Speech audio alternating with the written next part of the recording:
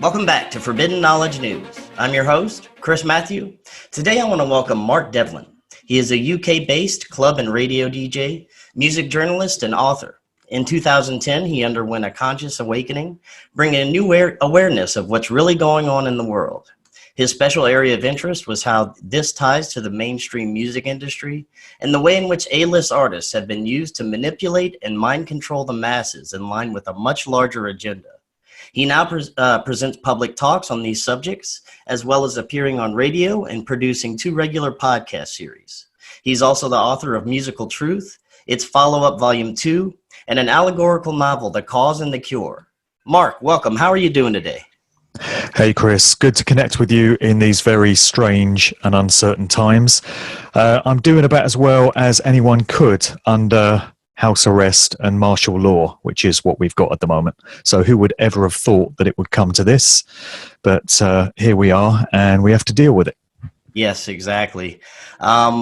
We are in a very profound situation, something we've never seen before. And I do want to touch on that a little bit, but I brought you here today because we're going to talk about the darker side of the music industry. And there is a very dark side to the music most Americans enjoy, as well as movies and TV shows, of course. And I believe that they're all, of course, connected, from CIA manipulation to occult and satanic rituals. And from the earliest days, it was about culture creation and steering society. And music is, one way to steer society, and also is a deadly pandemic. So before we get into your work tonight, I'd kind of like to get your thoughts on what may be going on behind the scenes right now. Well, whatever is going on, it won't be what we're getting told by the mainstream media and the governments of the world. So anything those institutions ever tell me, if I want to find the truth of a situation, I generally look in the opposite direction to what I'm being told by these professional paid liars, because governments and mainstream media outlets have shown themselves time and time again to be full of lies, spin, and propaganda, and they're not to be trusted. So I don't buy the official version of what's going on for a second, that we've got this deadly pandemic that just came out of nowhere. Nobody could have foreseen it. It seems to have arisen out of bats in China. Don't buy a word of it. As to whether there is a real virus going around, I'm getting conflicting stories on this and conflicting opinions from everyone that I speak to. Some people seem to think that this virus is very real, that it's been cooked up in a laboratory somewhere and deliberately unleashed, and I can't rule that out. Then there are other people who think that the whole thing is a put-up job, a hoax, and what we're actually looking at is a strain of the flu, which comes along every year round about this time, kills a bunch of people, has for as far back as we know, particularly older people. And what we're seeing is the same that we do every year. Thousands of people just dying of the flu or a strain of the common cold. And it's being dressed up to be something that it's not. It's being given this scary new name of COVID-19, coronavirus, and it's being used as an excuse and a justification to bring in all kinds of draconian totalitarian measures which tick so many boxes on the New World Order wish list that those of us that are into alternative research have known about for many years. Just look at how society has been changed in the past few weeks in the name of this coronavirus outbreak, so-called. We've got increased monitoring and surveillance. We've got restrictions on our personal freedoms of movement, which are actually natural God-given rights that no man or woman has any business in trying to take away, so long as you're doing no harm, I might add. You have an absolute right to freedom of movement, freedom of assembly, but they're trying to shut all that down. We're being told that we can't associate with other people. We've got to stay in our homes in collective punishment, which is what we're undergoing. We're getting word that a vaccine is on the way, which is supposed to be the cure to this whole thing, to make sure that it never arises in the same way again. So that's another red flag for those that have been paying attention to what the controllers of this world have been trying to introduce for so long.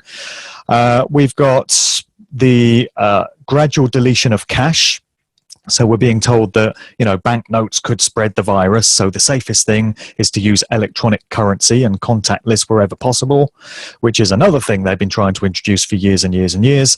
So it seems to me that so many things are now getting introduced on a mandatory basis, blamed on this pandemic or plandemic, as people are calling it. And there's way more to it than just a virus that has got out of control.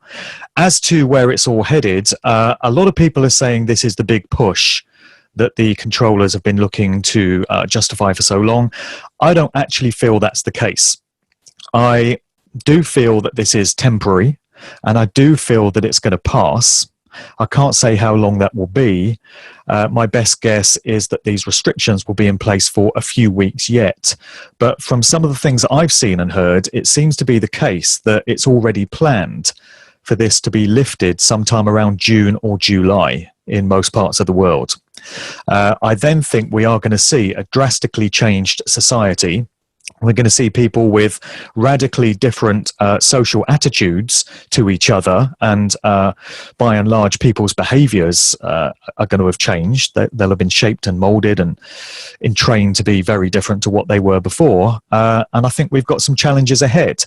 But being forearmed with the knowledge of what's really going on and having a bit of background information in terms of what these psychopathic individuals that are behind this whole thing have wanted to achieve for so long is going to stand us in very good stead for navigating the times ahead. So I'm not some doomsday merchant that thinks this is it and we're all finished. It is going to pass, and we have to be very alert and very vigilant to the kind of society that we're going to emerge into when this is all over. Yes, and it seems to me it's another way to shape society in a certain direction. And, like you, I do have hopes that after this, we can get back to somewhat of a normal society, and things could possibly even end up better in the future. Who knows? But before we get into anything else, tell us what got you started down your path. When did you first start, opening up and realizing that things aren't as we're told? Well, it's been 10 years now. It was 2010 when I first woke up to all these truths. And it was a gradual process. It wasn't a singular event that set me off down this path. I had been questioning the ways of the world for 2 or 3 years up to that point. From around about 2007. I just started to pay attention to what was going on around me, and a lot of things didn't make sense. I had a lot of unanswered questions. There seemed to be a lot of injustice in the world. There seemed to be situations arising which could have been avoided if the will had been there on the part of certain governments to avoid them. So this got me questioning the true nature of those that claim to be our rulers. And it got me into all kinds of alternative research, most notably the books of David Icke. So I absorbed a lot of his work around about 2007, 2008. And in 2010, when he brought out his book, Human Race, Get Off Your Knees, I read that book. I was actually on a trip to the United States. I'd come to New York and Buffalo, Niagara Falls, and I had a bit of time to just read while I was on the planes and in hotel rooms. And everything just seemed to come together for me then. Everything made sense. It was like I'd put all the pieces together to a giant jigsaw puzzle.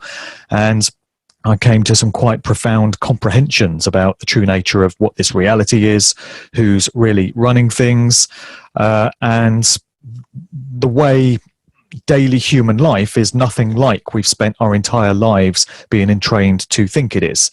And I realize that this filters down to every single aspect of our daily experiences. And the one that I was particularly interested in finding out more about was the corporate music industry, having worked in it. I came to comprehend that this institution, like so many others, is used for mind control and social engineering and sowing certain attitudes and belief systems in the minds of the general public. And I figured that there had been a reason why I'd become a music guy. There had been a reason why I'd trodden the path that I had for the previous couple of decades.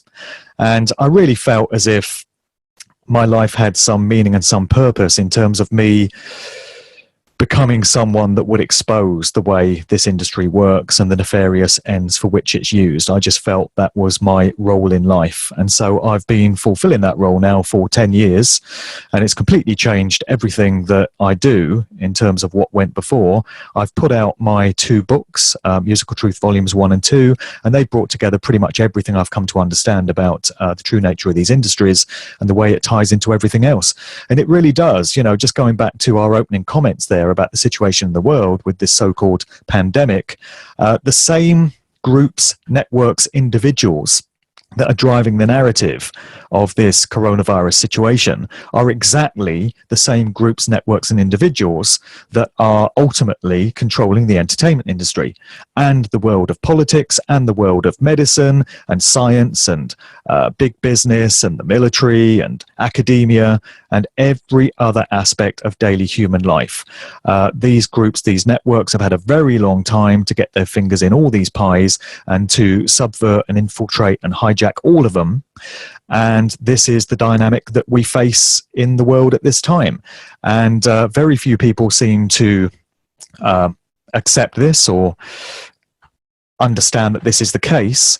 But I think the more we get situations like the one we're all finding ourselves in now, the more people are going to start questioning the true nature of this reality and how it seems so different to what we've been trained to think of it as. Now, how far back can we trace this manipulation and basically weaponization of the music industry? I guess we could start with where the CIA became involved, because that's where it went sour, right? Well, we can trace it all the way back. When I first started in this research, I made the very naive mistake of thinking that this infiltration was something that had taken place in recent decades. And as I delved further into the research, I found myself going further and further back, all the way to the formation of the popular music industry. And by way of a time frame, I kind of pinpoint that as the mid-1950s. That's when we got the birth of the rock and roll era. So we saw Bill Haley and the Comets with Rock Around the Clock, which was a groundbreaking record, very different to anything that had gone before. Straight after that, you had the emergence of Elvis Presley, that huge phenomenon. Then you had all the rock and roll acts, Jerry Lee Lewis and Little Richard and Buddy Holly and all these. Then as the 50s gave way to the 60s, you had groups like the Beatles coming through and the Rolling Stones. And then from the mid to late 1960s, you had the counterculture movement, the flower power hippie psychedelic scene, which birthed a whole slew of new acts onto the scene in conjunction with so many social changes that were happening at the time. And as you just pointed out there, the fingerprints of the CIA were all over it. But just going back to those early days of the 1950s, I mean, you could take it back even further. A lot of people have suggested to me that I researched some of the classical music greats. Now, classical music isn't really my thing. I don't know much about it. It would take a lot of research on my part to uncover some stuff there. But people have suggested that many of these prominent composers, like Beethoven and Mozart and all these big names, were all Freemasons. And there was probably manipulation going on with that kind of music in terms of what was getting loaded into it and the way it was affecting people on a subliminal level. But my area of interest kind of begins from the 1950s onwards. And what we find there with a lot of the early record labels that these acts came out on, Elvis Presley, the Beatles, all these big names, is that they all have a grounding in the world of the military or the military-industrial complex. So you can look at labels like RCA, which actually stands for Radio Corporation of America, and that was a development that came out of the US Navy. Before it became a record label, that company was involved in sound technology for military applications like radio and sonar technology and this kind of thing. Then you have EMI, Electrical Mechanical Industries, which has a similar background with military applications. And it's the same with all the big prominent early record labels like Decca and Parlophone. A past can always be traced back to applications that go into the world of the military. So we've got our first indicator there that there's a little bit more to know about what is supposed to be an industry all about entertainment. And then when you get into the backgrounds of some of the prominent musicians themselves, you find families that are steeped in the security services. It might be the CIA, the FBI, the Pentagon. Over here in Britain, it would be connections to MI5, MI6, the Tavistock Institute. You find fathers of prominent musicians who were generals or admirals or high-ranking military guys, and this puts a rather different slant on where all these artists came from. It really blows apart the idea that these musicians were just guys who got lucky. They put together a band, they wrote a few catchy songs, they perfected a few guitar riffs, they punted a few demo tapes around, and they just happened to get lucky, and they just happened to become the cultural phenomenon that the Beatles and the Rolling Stones did. So when you diligently do the research and you delve into some of these backgrounds and some of these affiliations, you start to see trends and patterns emerging, and you realize that the entertainment industry and the music industry specifically have been weaponized. They're military grade operations. They're there for social engineering. They're there to change culture, change attitudes and behaviors in the general public. They go hand in hand with other social engineering operations that come out of institutions like the Tavistock Institute and the CIA. And you realize that that's what the entertainment industry has been about all along. And the music industry works hand in hand with Hollywood movies and the television industry. And if there's one phrase to describe what the real role is of all these different institutions, it's mass mind control. Yes, definitely. And you mentioned that a lot of these, famous rock stars, actors, have military and even CIA ties. Could you talk a little bit more about that, possibly get into some examples? Yeah, well, the very best example that we have of an individual that is held up as a rock music icon and a poster child for the sort of psychedelic counterculture scene would be Jim Morrison of The Doors. And this is a story that's often told, but like I say, it just illustrates the point wonderfully. So it was uncovered by Dave McGowan, an author and researcher who put out a book called Weird Scenes Inside the Canyon a few years ago. Sadly, Dave has passed away now. He's no longer with us, but he left behind this incredible legacy in his work. And this book concerns the Laurel Canyon district of Los Angeles and the unfeasible amount of musicians who became prominent voices on the counterculture scene of the mid to late 1960s who just happened to all congregate in that area. And McGowan uncovered the fact that in that neighborhood, you've got a covert military research base known as Lookout Mountain that was involved in lots of kind of black ops on behalf of the military, specifically making propaganda films. There are a whole bunch of movies that were produced out of Lookout Mountain. So that's right there in the middle of this community where all these musicians just flocked at that time. And some incredible social changes were going on. You had the emergence of LSD, and various other, psychedelics and entheogens that were just coming along. At this time, you had changed attitudes towards sex and family and relationships. You had the arrival of the birth control pill, the birth of feminism at the hands of Gloria Steinem, who turns out to have been an asset of the CIA.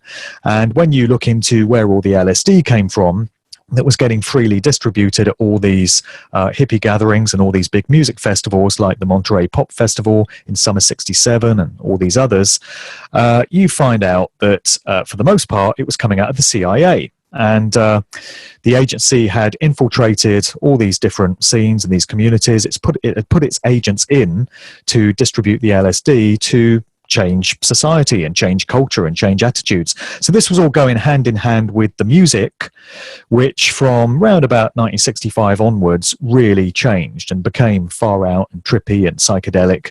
And all these groups that were at the forefront of that, McGowan showed in his book, almost without exception, you can find that the fathers had roles in the Navy, the Army, the Marines. They were connected to the Defense Department, the CIA, various other expressions of government.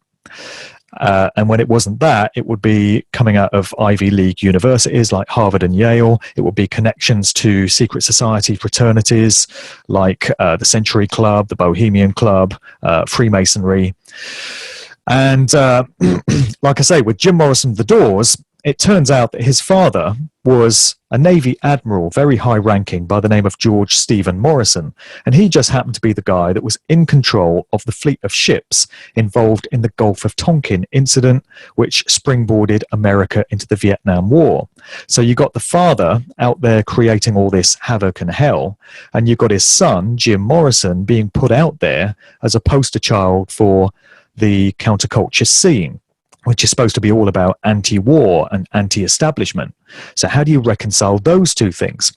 And if this were an isolated example, you could maybe write it off as just one of these strange occurrences that we get in life from time to time. But it's very far from an isolated incident.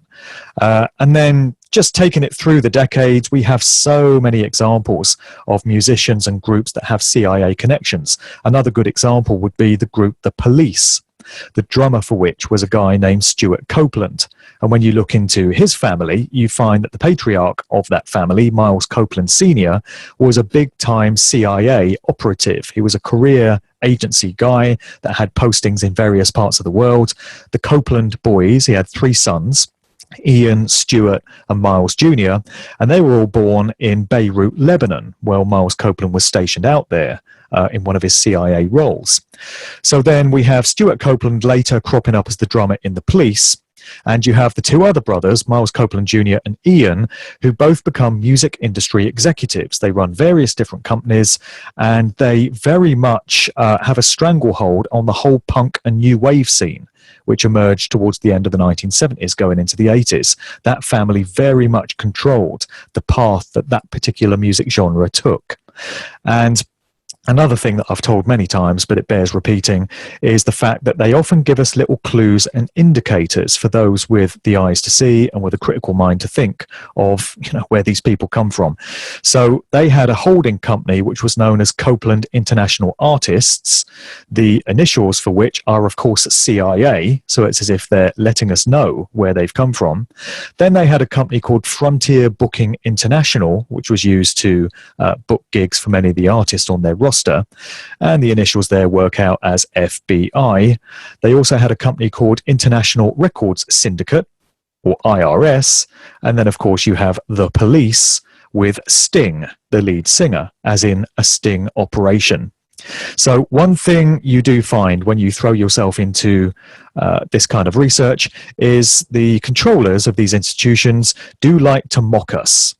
They see most people as ignorant and profane and in spiritual darkness, because these people are occultists. They're high-level occultists when you get down to it. They adhere to religious belief systems. They adhere to dark occult rituals. It gets very deep. And they see the vast majority of us as, useless eaters, just the general ignorant, brain-dead public, and they do like to morbidly mock us, and they often give us little clues and indicators as to what we're really looking at. And when you can learn to spot the signs and the patterns and the symbols, you discover some very interesting things. And you just mentioned the occult aspect.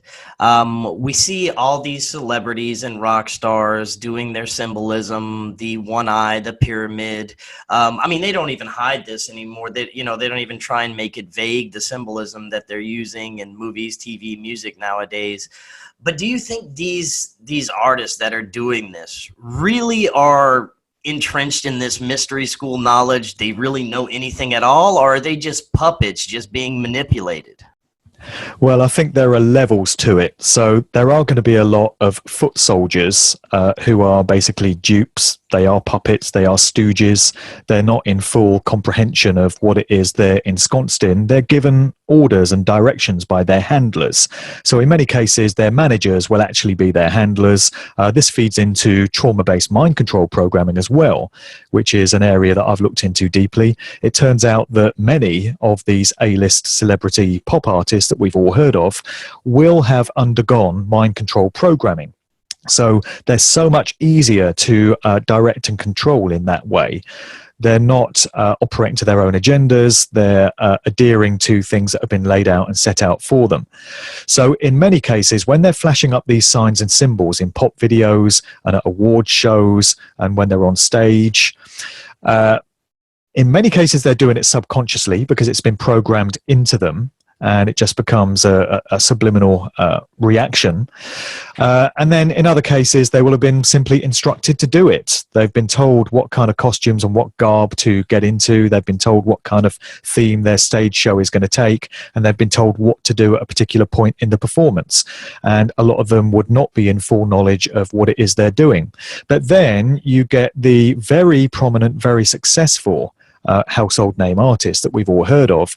And I would suggest that when you get to this level, these people know exactly what it is they're involved with. So Jay-Z would be an example. Jay-Z, I would suggest, is an adept occultist to a certain degree. So when he's flashing up his rock sign, so-called, this triangle of manifestation, which is what it actually is, although it's passed off as representing a diamond, that's what the fans are told, I would argue that he knows exactly what he's doing.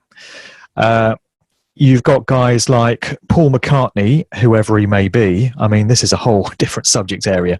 There's a very strong suggestion that the guy that is presented to us as Paul McCartney today is either not the original Paul McCartney or is one of two individuals that has been playing the public role all these years. That's a whole different rabbit hole to get into. But if we just accept that it's this one individual that is referred to as Paul McCartney, now he would be a very deeply entrenched key player, and he would know exactly what it is he's involved with, and he's got some high level knowledge there. Same would go for somebody like Mick Jagger. I mean, really, all the sirs, when you look at British artists that have been around for decades, you've got Sir Mick Jagger, you've got Sir Elton John, Sir Paul McCartney, Sir Tom Jones, all these artists that have been knighted, Sir Cliff Richard. You don't get a knighthood like that unless you're a very key player and unless you've proven yourself to be someone who is trusted to stick with the program for the rest of your days. And then with American artists, you could apply the same thing. You know, somebody like Bob Dylan is an obvious example. And you could argue the case for somebody like Bruce Springsteen, maybe, artists that have been around for decades. Madonna, certainly, is a high-level occultist. I mean, it's even on public record that she's into Kabbalah, and she practices that particular system.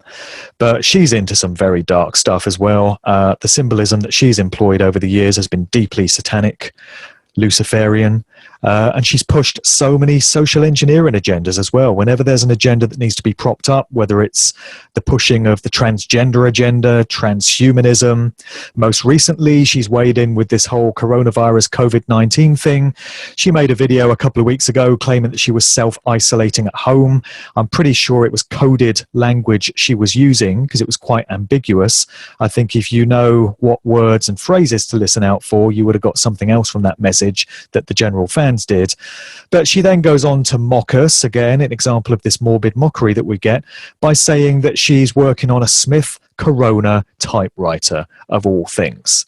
Just bringing forth that word corona. We had the same thing from Tom Hanks. So Tom Hanks and his wife supposedly contracted the coronavirus while they were in Australia. They were out there doing some work, and we're told that they fell ill and they decided to self-isolate as an example to us all, because whatever our idol celebrities do, we should do in deference to them. And then in one of his posts, he mentions that he's got a typewriter with him because he collects typewriters, and it just happens to be a Smith Corona typewriter. I mean, we all pack a typewriter when we go on holiday, don't we? It's just a standard part of our luggage. We've all done it, let's face it. So to my thinking, it's just mockery. And like I say, whenever there's an agenda that needs to be propped up, what better way to get inside the public consciousness than to use tried and trusted celebrities who unfortunately people look up to. So people will pay attention to what somebody like Tom Hanks says and what somebody like Madonna says, and that's the purpose for which they're used. Yeah, we hear words like Satanism and the occult and satanic rituals, but can we really get a bead on what they're actually worshiping? I mean, is it really Satanism? Is it something older? It seems to be a mix of these ancient type of religions, but using the darkest side of it, I would think. Well, it does seem to be. Satanism, at its core, is an ideology and a state of mind, and it's all about service to self rather than service to the rest of creation. So the word Satan, coming from the Hebrew and also the Arabic word shatain, means the opposer or the adversary when you translate it in those cultures. And what it's referring to is it's opposing the godly nature of man. So you can choose to align yourself with creation, with the creator itself, or you can choose to go against that and worship the individual, the ego, the carnal beast that exists within all men and women. So that's what Satanism is, and we find this being propagated a lot through entertainment and culture. Various different examples of that.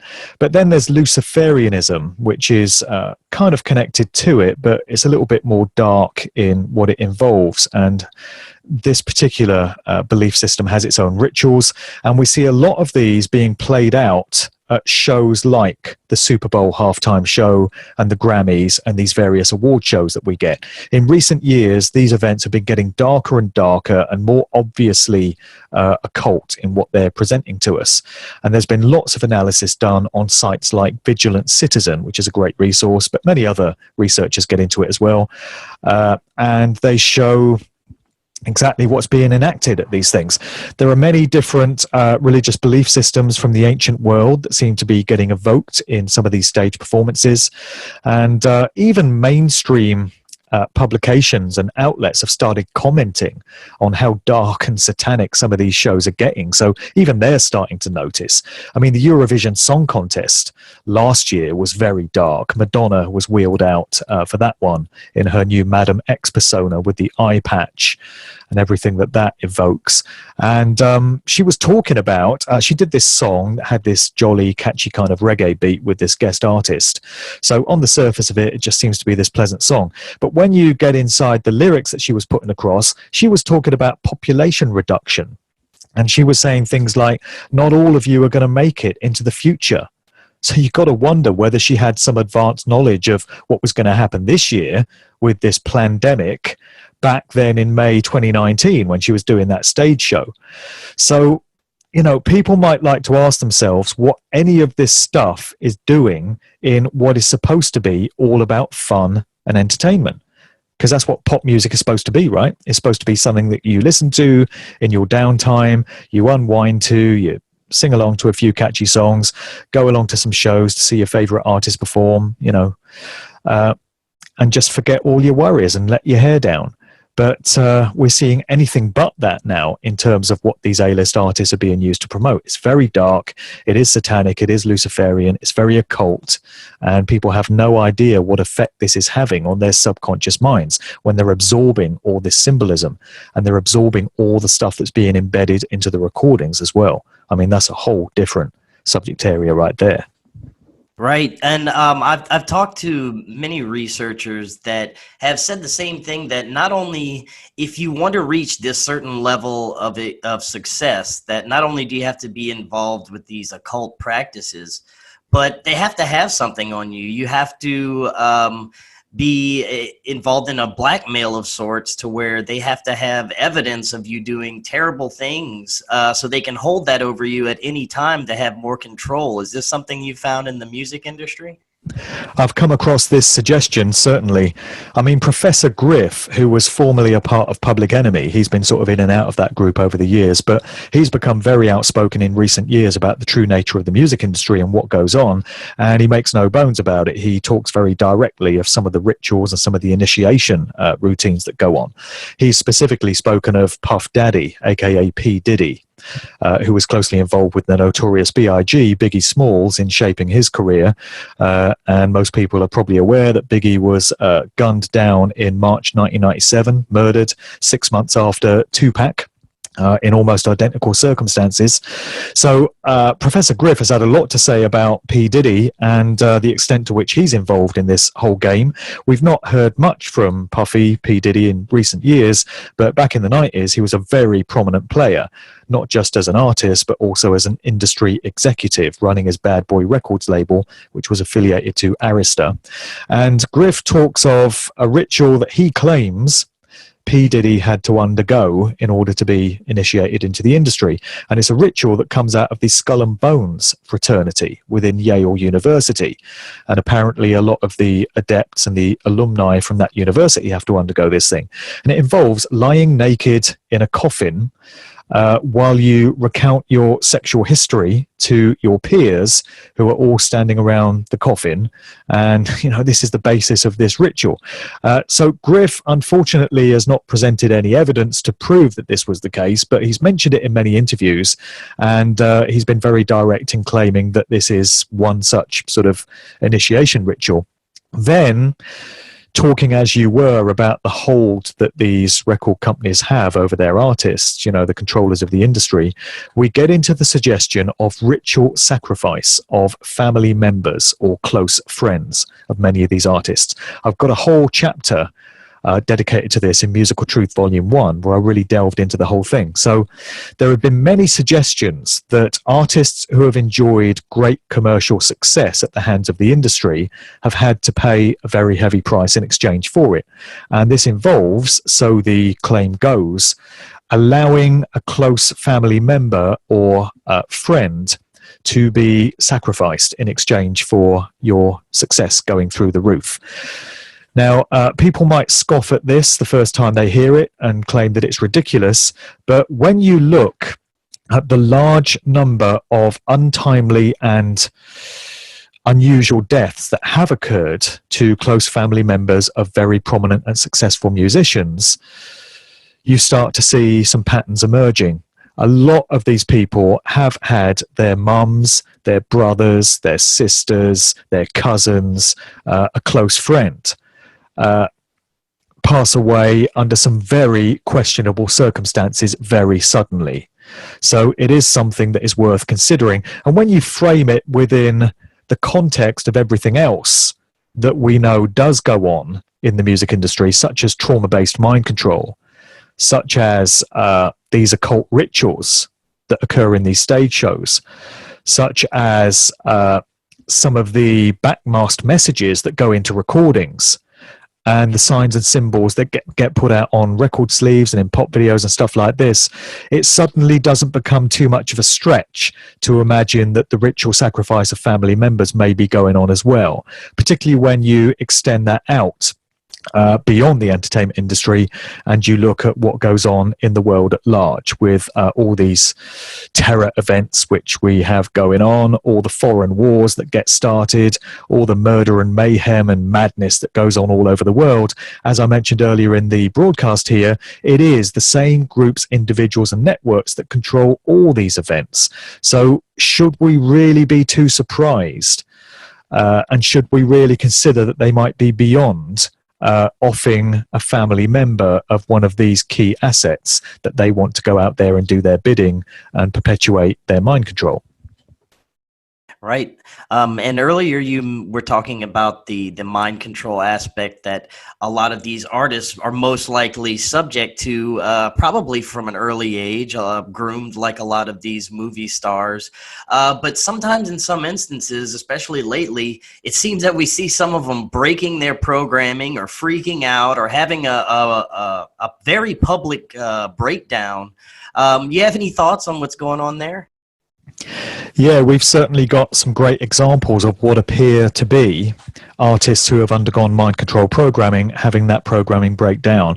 A classic example that I've cited many times, but again, it bears repeating, is that of Britney Spears. In 2007, when she went a bit crazy and she went into this hair salon and shaved off all her hair, and then she started attacking cars with umbrellas, the mainstream press and the music press were saying, oh, what's gone wrong with Britney? She's gone a bit crazy. But they don't know how close to the mark they were with that comment.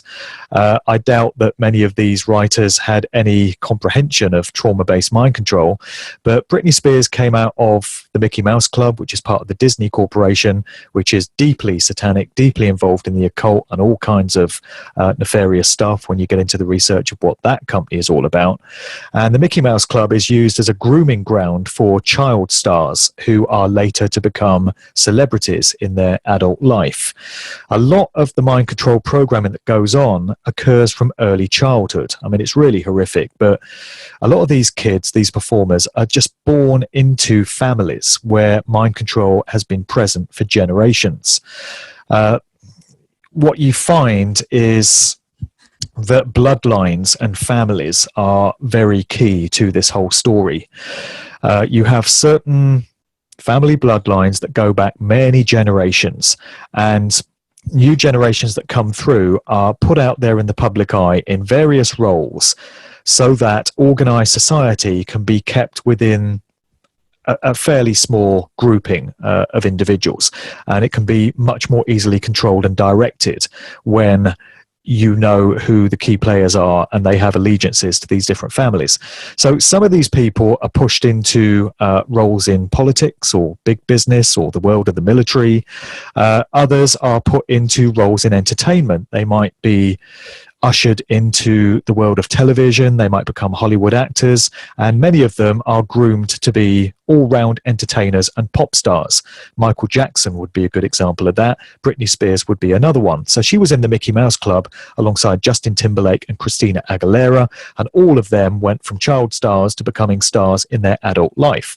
And a bit later, coming out of Disney, we had Miley Cyrus in a Hannah Montana guise, and then she became a pop star of a type very different to a Hannah Montana persona. So what they do is they win over a fan base of young kids when these artists first come out, and they're all kind of squeaky clean and girl or boy next door and wholesome family values and stuff.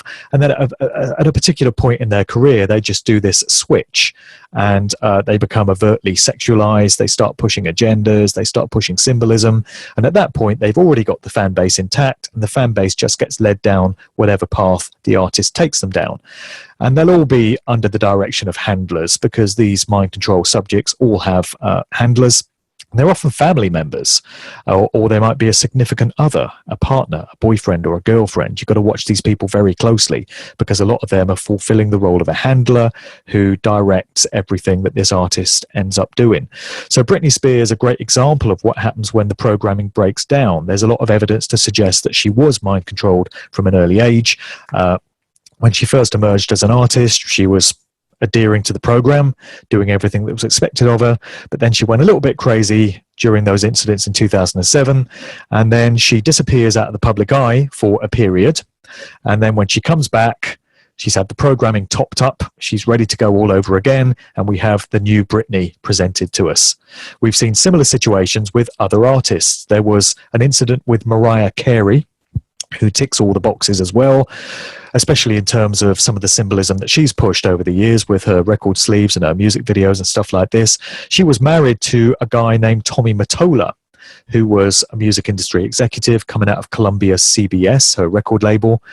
And Tommy Mottola was an artist and a song pitcher himself in the 1960s, and then a bit later on he became a record company executive, and he got paired up with Mariah Carey and became her husband for a short period.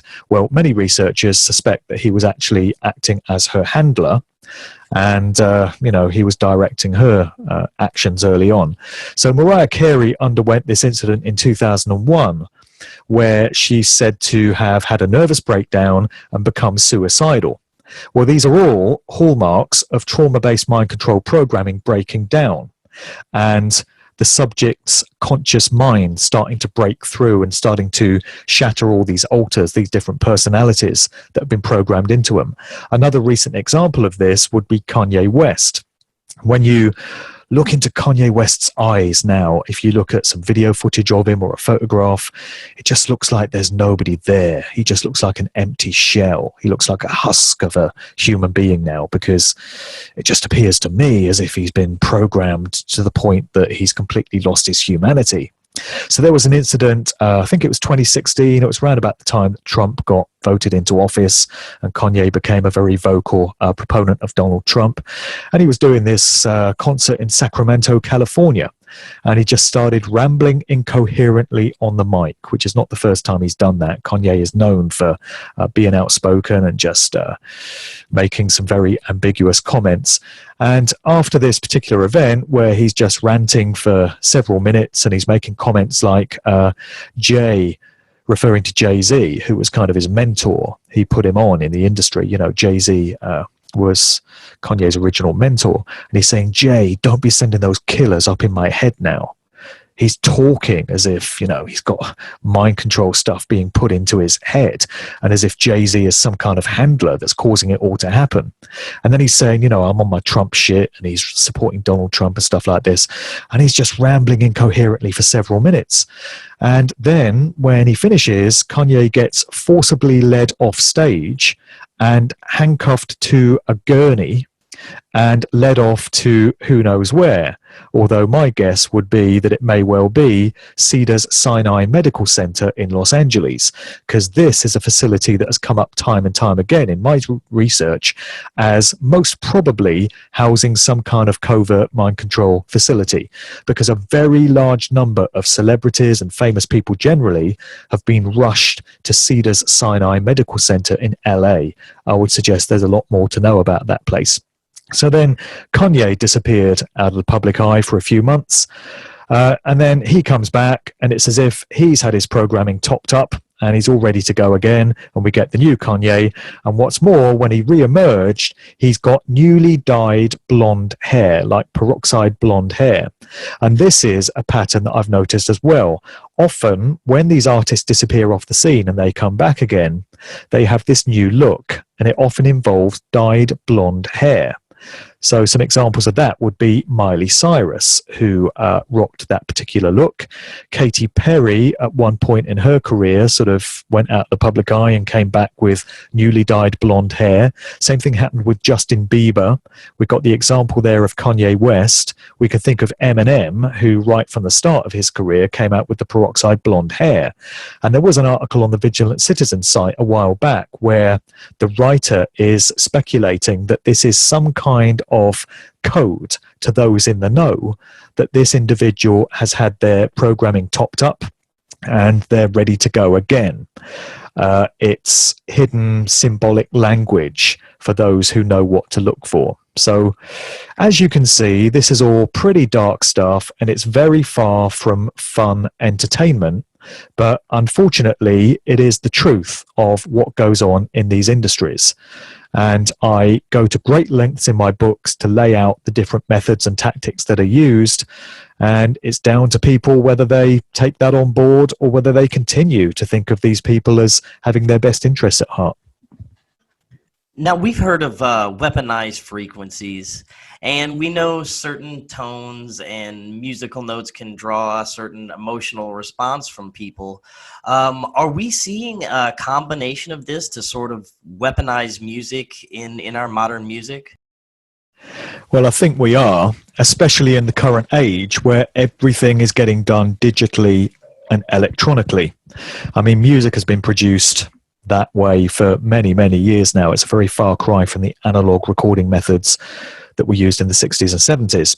And, you know, some genres are more obviously affected by this process than others. So electronic dance music obviously gets produced entirely with digital production methods. And this is a genre that I've looked into greatly, particularly in Musical Truth Volume 2. I found very few other writers and researchers have been asking questions about dance music. And my area of interest with this is taking it all the way back to the late 80s, when we had this movement known as acid house, the rave scene, which emerged in the UK, free parties and festivals with all this exciting new dance music, which was very different to anything that had gone before. And it paved the way for what we now have, which is the worldwide electronic dance music scene that's popular literally in every corner of the world. But to a very large extent, it all had its roots out of this British scene that kicked off around about 1988. And I've drawn a lot of parallels between that and the earlier scene of the 1960s with what happened with the counterculture psychedelic hippie scene. There you had LSD and psychedelic rock music. 21 years later in the UK, you had the emergence of these new forms of electronic dance music, and you had ecstasy, which is otherwise known as MDMA or E, and that was the new drug of choice. And actually in my research, there's a lot to show that the ecstasy that was coming out of the UK and was cropping up in all these dance parties was coming out of the security services, MI5 and MI6, in exactly the same way that the LSD was all coming out of the CIA. So that particular scene bears some looking at in terms of what could be going into these recordings now as production methods get ever more sophisticated.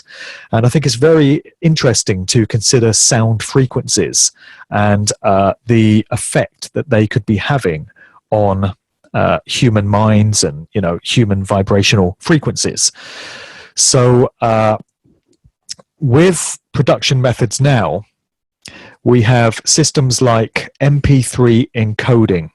And what happens there is a master recording with a full frequency range gets reduced to a more manageable file size so it can be easily shared. And the process involves stripping away aspects of the recording which are imperceptible to the human mind on the receiving end. So the process is removing maybe certain parts of the bass line or certain frequencies, and the recording still pretty much sounds the same to the end user listening to it, and the mind sort of fills in the blanks and replaces the parts of the recording that have been deleted by the MP3 encoding process. So it occurs to me that if these elements of a recording can be taken out and nobody really notices, then the opposite must also be the case.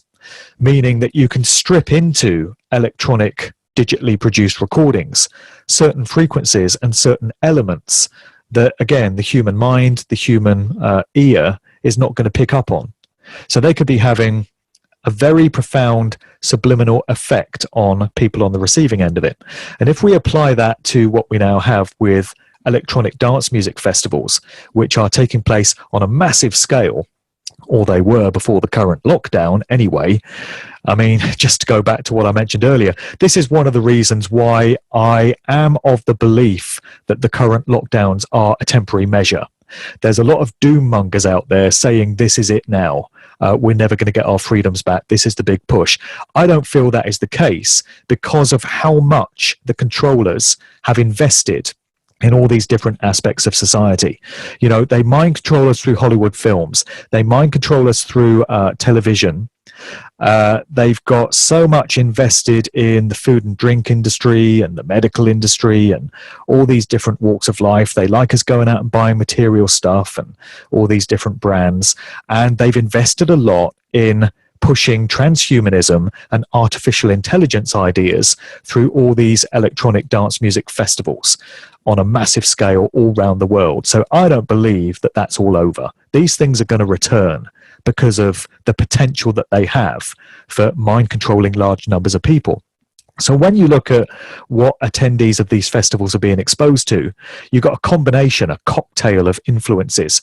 You've got the sounds, but you've also got the visuals that get flashed up on the screens at these things. And it's the same old occult signs and symbols that we see in pop videos. You're getting spiritual, metaphysical kind of ideas, religious ideas. You're getting UFO and alien symbology beamed up at these events.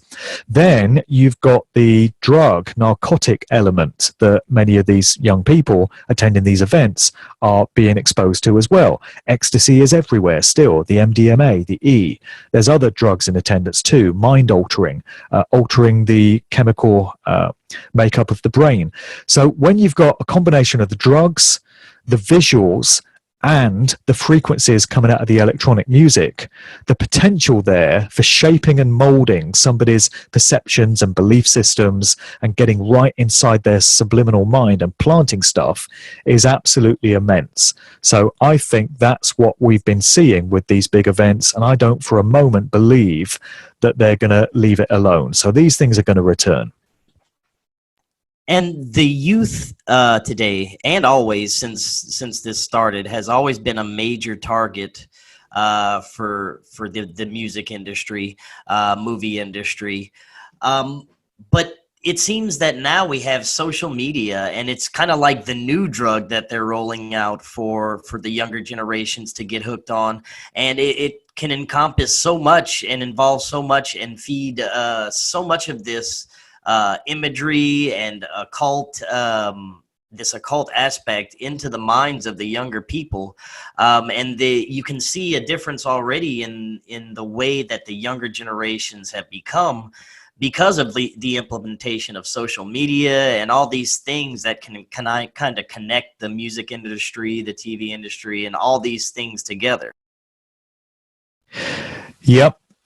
The controllers of these industries have always been interested in the hearts and the minds and the souls of young people.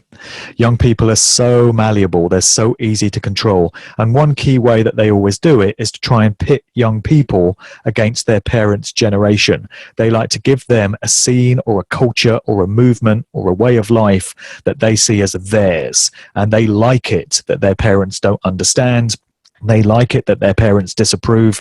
They've been doing this forever. You know, you can think back to Jim Morrison and his dad. The idea there was that Jim was this rebel that didn't espouse his parents' values, and he was anti-establishment. He was a rebel, and his father didn't understand it because he was from a different generation. And they just keep updating this dynamic from era to era. So now you've got young people that are into social media, as you say. They're hooked on Instagram and Snapchat.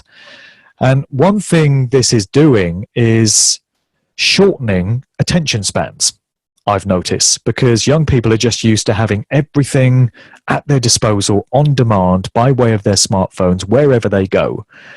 And again, I don't believe that these lockdowns are going to last forever, because this is something else that they've spent too much time working on, too much time perfecting and getting just right. They like it that young people are out there sharing what they're doing on Snapchat and getting bored after just a few seconds. This is something that I've noticed feeding into the DJ world as well. I don't really DJ at gigs much anymore because I just can't stand the music. And I've been there, done that anyway. I did it for 20 odd years as my main career. But one thing I did notice towards the end of doing my regular gigs was that attention spans in clubs are severely diminished compared to what they once were. So when I first started out DJing nearly 30 years ago, as a DJ in control of your crowd, you could drop a tune at the right point in the night and you'd get a cheer, you'd get a great reaction, and people would be happy to respond and dance to that record for a few minutes. Fast forward 20 odd years later, you can drop a new tune in, you bring it in, people recognize the opening notes and they will still cheer and they'll still greet it enthusiastically, but you can notice their attention and their enthusiasm starting to wane literally after about 30 seconds. And when you go to a club now, or when you could still go to clubs, you notice DJs, particularly in the urban music genre. So what passes for hip hop and R&B is not hip hop and R&B, but that's what they still call it. You know, it's satanic garbage now. But you go to one of these clubs where these styles are being played, and the DJ is changing the record literally every 30 seconds. They're just bringing in a verse and a chorus, and then they've got to change it. And the reason they change the record so quickly is because the crowd is getting bored. The dance floor energy starts to wane after about 20 or 30 seconds. And this is because young people have been entrained to want everything right now and to crave constant stimulation of the senses. And this is a byproduct of the social media era, and it's a byproduct of smart devices and having everything on the go, on the move. as you go about your business. Snapchat is to blame for this. Instagram is to blame for this. Constantly having to update what you're doing and just needing these different stimulants all the time. So that's something I've noticed as a cultural phenomenon of these times.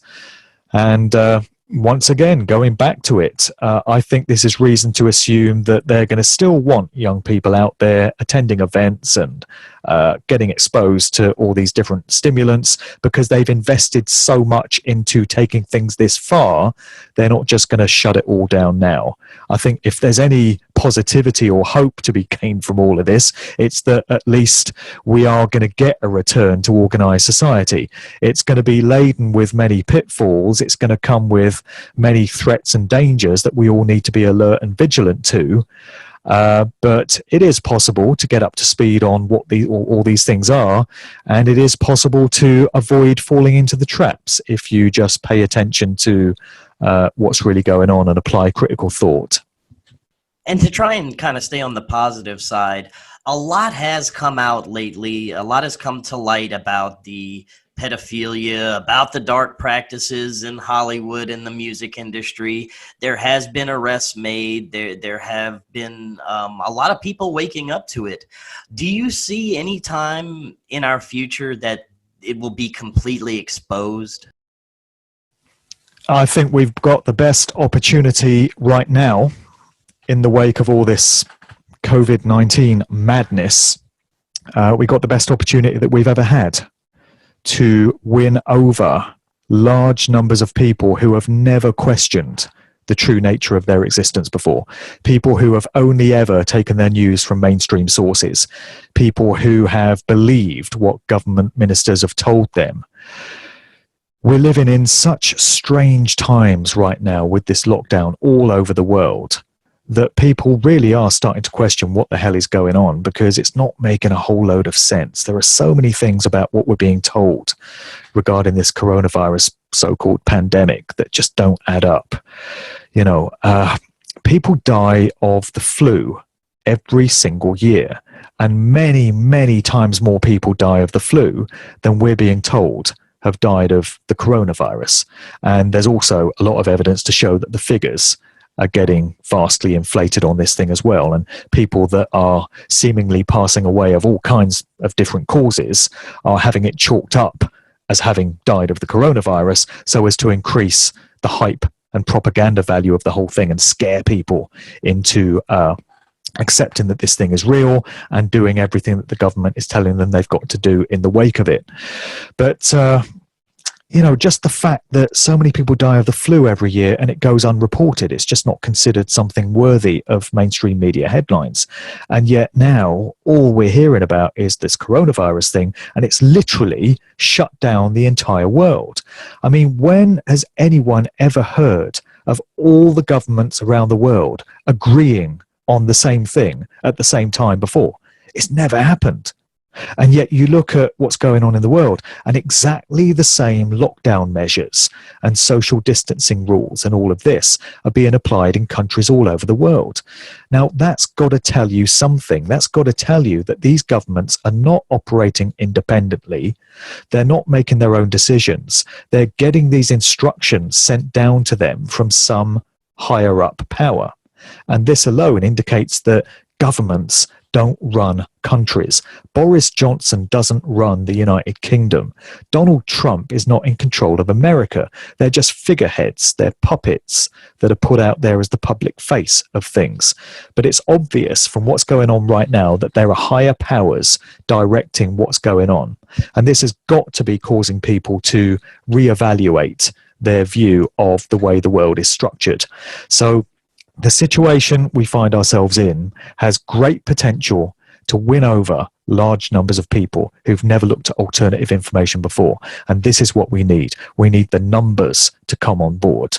Because with what I do, with the books that I put out and the public talks that I do and the radio shows that I do, often I get the impression that it's just the same small community of truth seekers that attend these events, that listen to these radio shows, and you're just, to a very large extent, preaching to the choir, to the converted, people that already know that the world is not as we're told it is.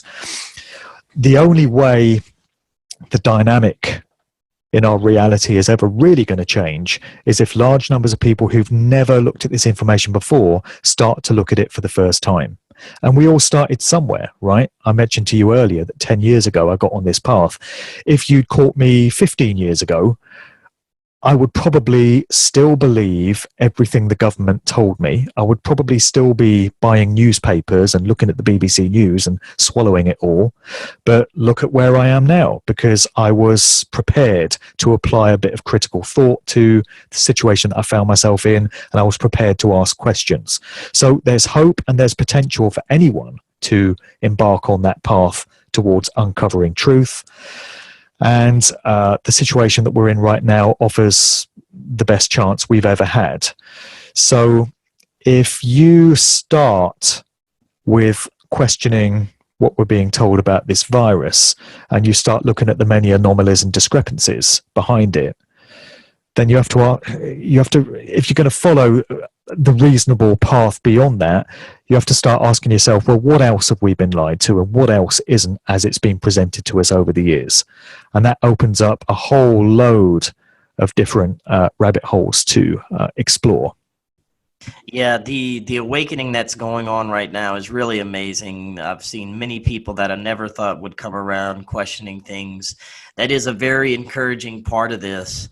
And Mark, thank you so much for coming on tonight. Before you head out, tell us a little bit about your newest book, The Cause and the Cure. Sure. Well, this was a bit of a departure for me because it's my first attempt at writing fiction. So I've put out 4 books actually. The first one was Tales from the Flip Side in 2007, and that was not what you would refer to as a conscious read by any stretch of the imagination. It was when I was still out there working as a DJ, and it was a collection of funny stories and anecdotes from the sharp end of the DJ game. So then my next book was Musical Truth Volume 1, which I put out in 2016, and that was a pretty massive book, 170,000 words, that brought together 5 years worth of research, everything that I'd come to discover by that point about the true nature of the corporate music industry. Then there was Volume 2, which I put out in 2018 because there was much more of the story to be told. But for this latest book, which came out just at the very end of 2019, and I had no idea what was just around the corner in 2020, none of us did, I decided to put out a work of fiction. So it's a novel. It's allegorical and symbolic and metaphorical in nature. On the surface of it, it appears to be a murder mystery thriller. It's set in Oxford, England, which is the city I was born and the area that I grew up in. And it's set in 1990. I really wanted to take things back 30 years just to remind people of how different society was back then compared to where we find ourselves right now. So 30 years really isn't that long ago in the grand scheme of things. And yet the technology of the times was so different to what we have now. So a good part of the story is set in a radio station newsroom where I myself worked in 1990. So a lot of it is based on personal experience. And the central character is this radio reporter by the name of Verity Hunter. And that name translates as truth seeker. All the names of the main characters are coded, actually, so people can have a lot of fun uncovering the different layers of stuff that I've encoded into there and the symbolism that I've employed, because there's a lot of things that I think you would get out of a second or third read of the narrative that you might miss the first time around. But going back to the technology that was in use in the radio station at the time, the vast majority of it was still analog. This is before computers came in. It was at a time when very few people had cell phones. Most people wanting to make a telephone call when they were out and about would have to stop at a phone box and fumble around for coins in their pocket. That's almost unimaginable to young people right now with Snapchat and Instagram on their smartphone, but that's the way things were done in 1990. Radio stations were using reels of tape and cassettes and playing records off of vinyl. Just imagine that. So I've got a lot of period detail from 1990 into the narrative. I had a lot of fun with the nostalgic aspects of it. But beneath the surface, so you've got this series of murders that's occurring around Oxford. And, you know, it could be viewed as quite similar to Inspector Morse or an Agatha Christie murder mystery or something like that. But there's a lot more to it. And I was inspired in that by very much the films of Stanley Kubrick, because researchers have really delved into much of the stuff that he encoded into his films. And a Stanley Kubrick film could easily be watched 4 or 5 times, and you would uncover different layers of stuff that you'd missed on the 4th or 5th viewing. So I wanted a read of this book to be like that.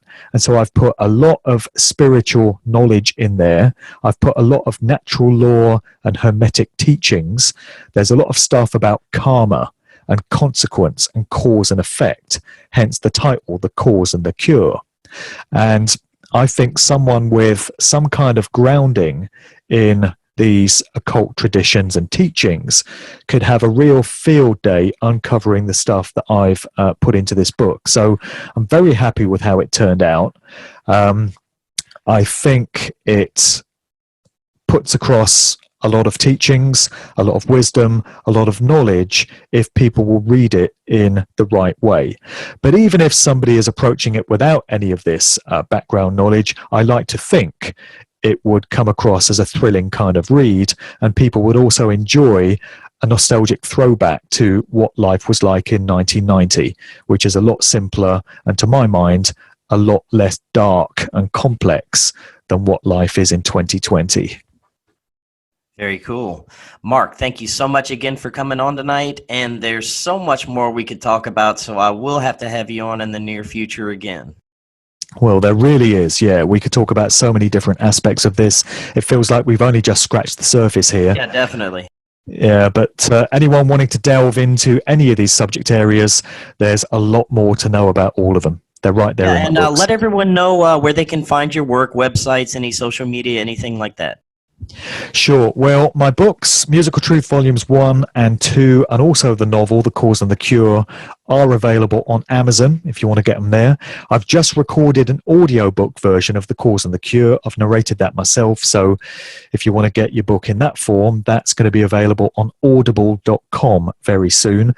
But if anyone wants to get these books from me direct, actually, at the moment, having said that, I've learned that there is no mail going overseas out of the UK right now. So for listeners in the United States or anywhere outside of the UK, I don't actually have any way of getting mail out to you right now. Ordinarily, I can post out signed copies of these books. So once these ridiculous draconian restrictions are removed, I'll still be able to do that again and post books to anywhere in the world. But for the moment, listeners outside of the UK are restricted to just getting those books on Amazon. I know Amazon isn't the most ethical company in the world and people don't particularly like supporting them, but that's the only way to get the books at the moment until things improve here. Other than that, my YouTube channel is Mark Devlin TV. So that's youtube.com/Mark Devlin TV. There's a whole load of my public talks and lectures up on there, a whole load of my radio interviews and much other material as well. My main website is markdevlin.co.uk, and there's links from there to my various other work. Very good. And thank you so much again, Mark, and you have a great rest of your evening. Well, thanks, brother. Yeah, I mean, my scope for doing things in the evening or in the day at the moment is very limited. It consists of really sleeping, and that's about it. But all things must pass, as George Harrison once said, and I do feel that this dreadful situation that we're all in right now will pass sooner rather than later. I'm very optimistic about that. I have to agree with you. Thanks again, Mark. You have a great night. All right. Thanks, brother.